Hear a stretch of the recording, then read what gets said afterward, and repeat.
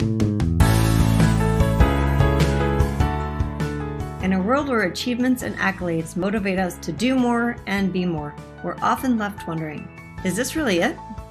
Deep inside, you know there is more to life. You're ready to leave behind the old, push your way through, and claim the deeper life that's calling you.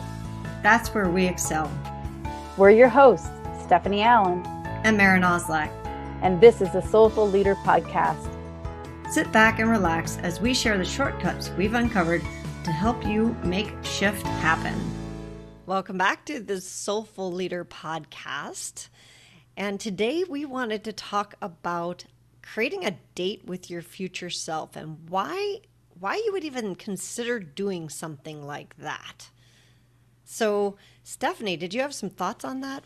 You know, one of the things I often say to those I'm working with, I said, the only thing that we're really ever sure with is that we will be with ourselves till death do we part. And yet, how much time do we ever really get to invest in really discovering who we are, why we're here? We tend to look back in our rearview mirror to our past and do a reevaluation after things have happened. That's why we always say hindsight's 2020. It's like, oh, if I only knew that was going to happen, I would have approached it a different way. Well, yeah, maybe not. And yet that can be such a great doorway to what our conversation is today, Maren, about really like, what if you went to the future and got to know your future self and discovered that beingness and have them basically in your back pocket to help guide you in your life. It's a pretty cool concept. I know one of my teachers goes to his future self every morning, right?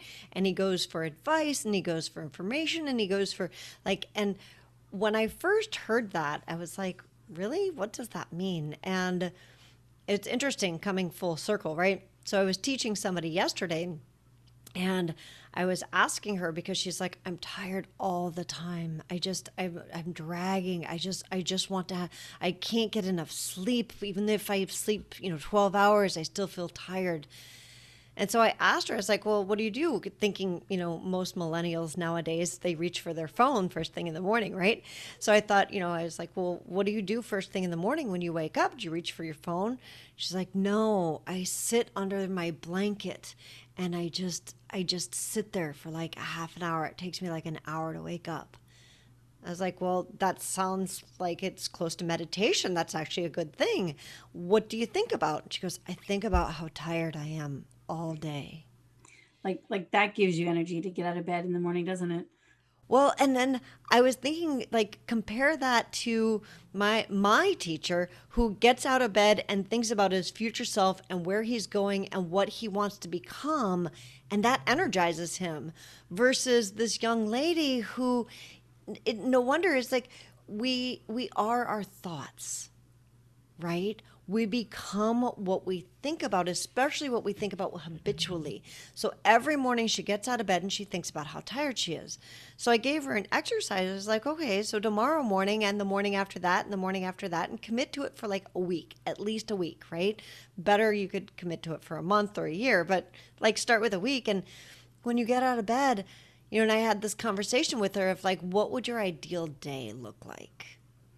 If a year from now you could be energized and feel enthusiastic and want to do something all day long, what would that look like for you? And so we're talking about this date with your future self. I kind of laid the groundwork for a date literally every morning. She's there for half an hour under her covers, right?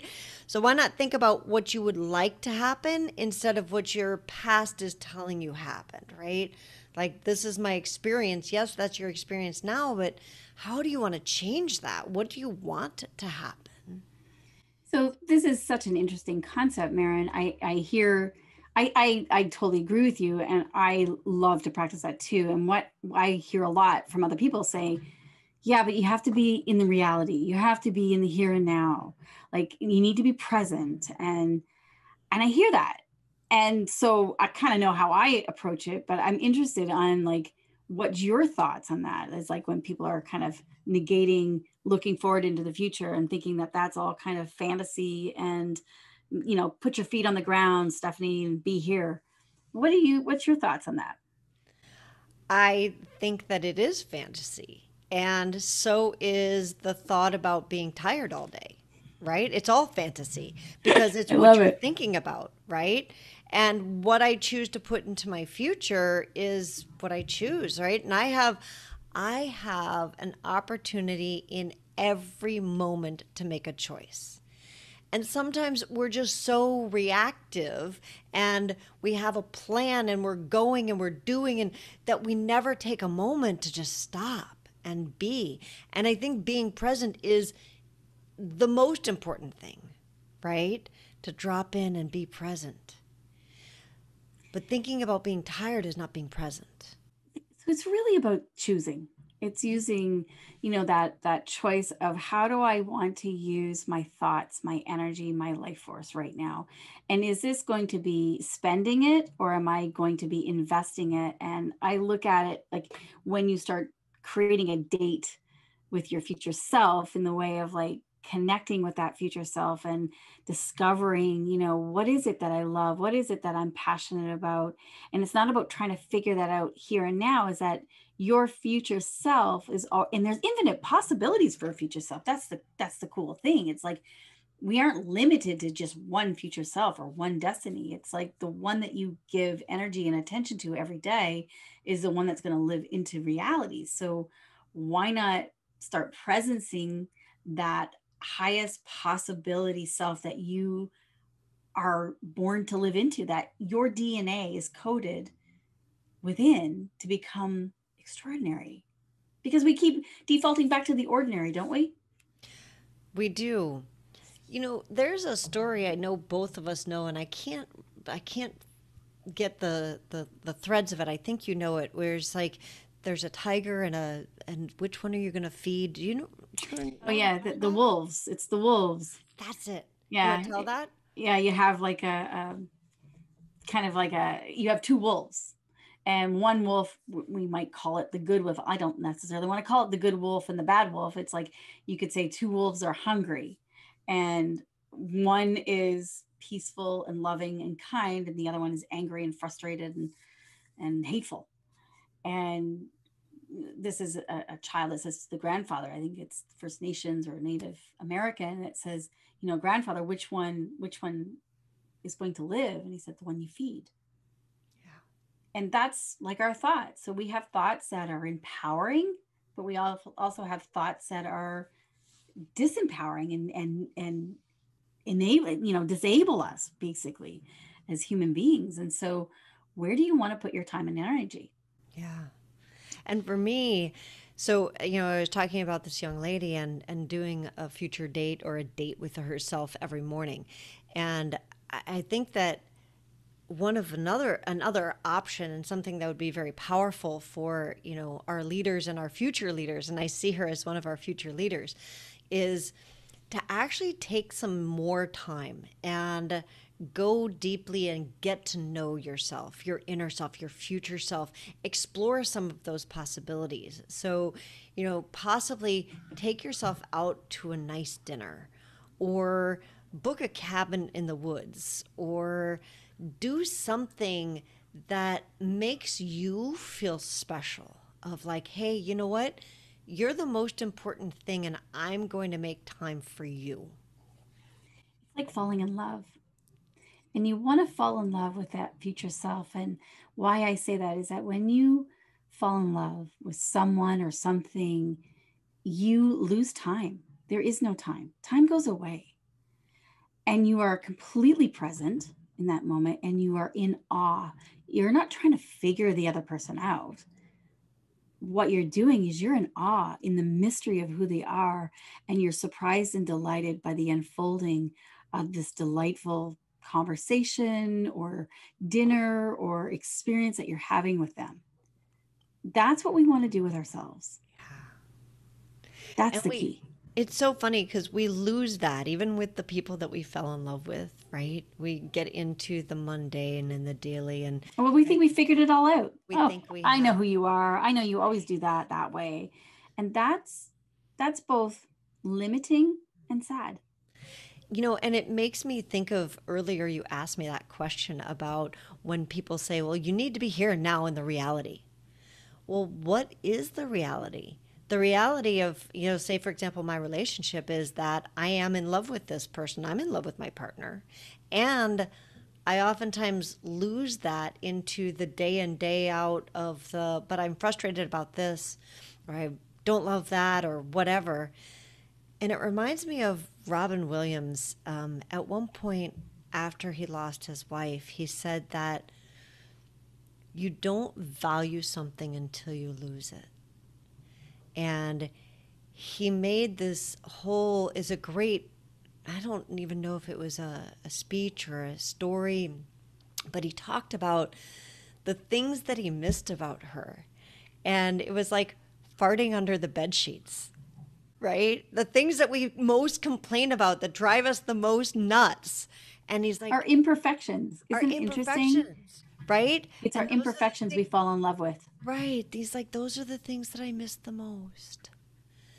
And so being in the moment, this is going to sound very strange, being in the moment with your future self, right? With that part of you that you're absolutely in love with. So that tomorrow is being created from that place today.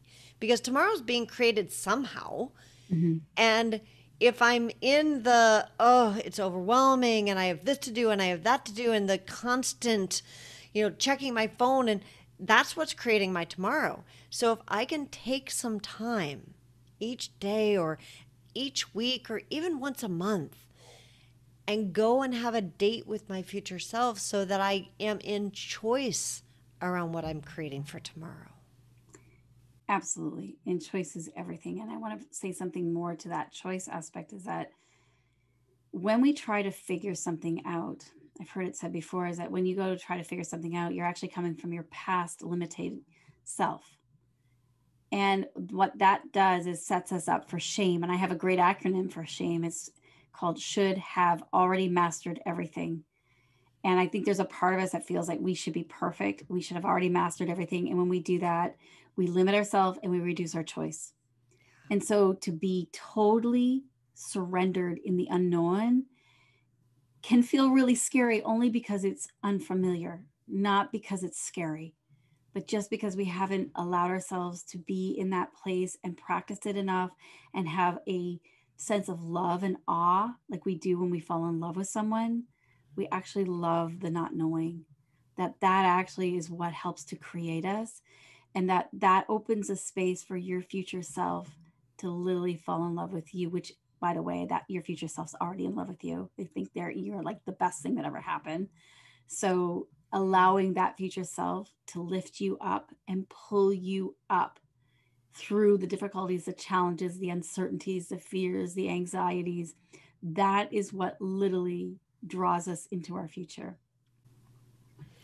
And speaking to the leaders side of things is, when you mention the shame and how it limits us, and when we do that to ourselves, we unwittingly also do that to everybody around us and those that we lead, the ones that are relying on us or who are looking to us.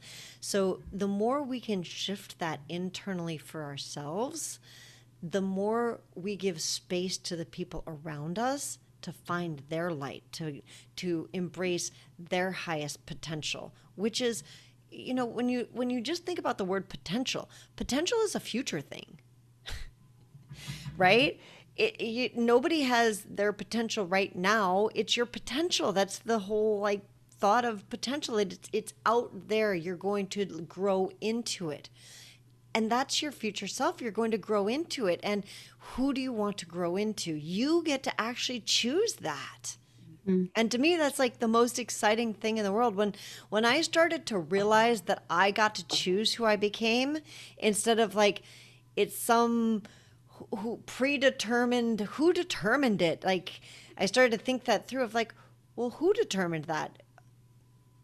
God? Well, God is a beautiful being who is generous and loving, and I'm co-creating with God. So it was me. So I get to be in choice. Yeah.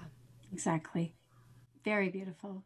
So for the leaders up there, and like I said, everyone's a leader. If you are here listening, you already are a leader. You're leading yourself, and someone always looks up to you for guidance and support. Even if you are I call it the first grader, there's someone who's looking up to you, who's looking at you as a role model. So let's learn how to love ourselves, go on dates with ourselves, treat ourselves with value, respect, kindness, because not only will we then translate that and offer that to those we serve and those that we work with, but also we will open up the space to allow it to come in for ourselves to be received too. Yeah. So enjoy. I would love to hear what your dates are with your future self and your ideas. We can always use lots of ideas. I know some people have made vision boards or playlists. You can put music on and have like your future self dance kind of thing, taking yourself for a dance, or out in nature. You can make like a little storybook home, or write a story, a fairy tale, happily ever, because all fairy tales, by the way, and they lived happily ever after the end. See, so if it's not happily and it's not happily ever after, it's not the end yet, because that's the promise.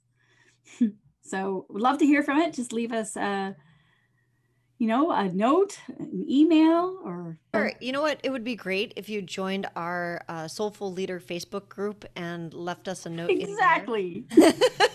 Because it's a great way for us to get to know you and meet you and join together, right? Our community is what we're not meant to do this alone. No one's meant to do it alone. So we would love to have you become a part of the community and share your dates, because it's tomorrow morning when you get up out of bed, and instead of stepping into your old slippers and your old shoes, step into your future self and leave your past self behind. Yeah, that's exciting. Cool. So until next time. Look forward to seeing you all.